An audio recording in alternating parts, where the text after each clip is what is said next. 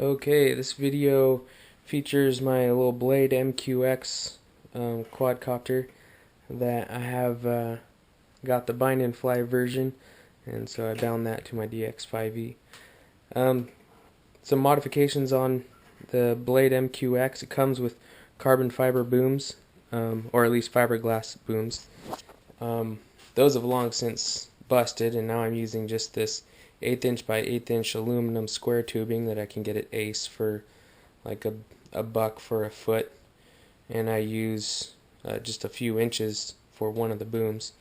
I had been using booms like this to create a big quadrotor, well, bigger than it comes stock at least, and found that really didn't control very well, and that this motor and setup, these motors and the power is best configured in a smaller package like this.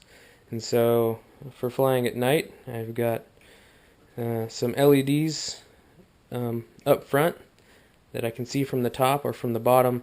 They actually light up the tape that I've got, the white duct tape that I have on the bottom of the black blade here, and a little yellow LED in the back which lights up that top blade pretty well at night.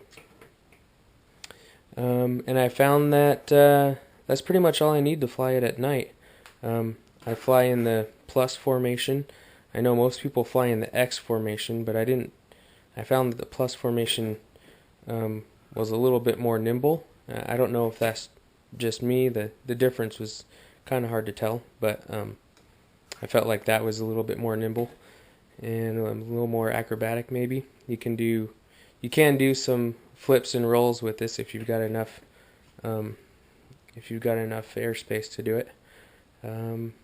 Yep, so that's my modification. So the 1/8 inch aluminum square tubing is hiding underneath this it's got some shrink tubing here that I haven't shrunk, but I just cut it to fit over the booms, so that gives them a little bit of color, and also when they get all bent up and I bend them back, they look a little bit nicer having been covered up by the by that tubing there, that shrink tubing. And it also kind of hides the wires that are wrapped around that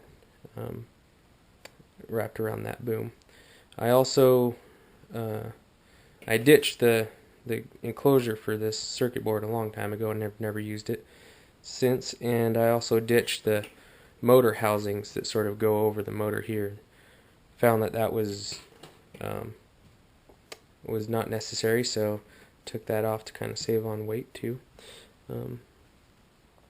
I did find that the battery life is cut down significantly running these lights, but cuts it down from 10 to 12 minutes to 7 or 8 minutes, but that's better than nothing when you want to fly at night. And I also replaced the connectors. It had been that style connector on the motherboard, but replaced it with just 0.1 inch pitch headers, just your standard header row sections that I've soldered in place of those flimsy connectors, and then hot glued in place, so I don't lose any don't lose the connection from bending too much there. Well, that's it.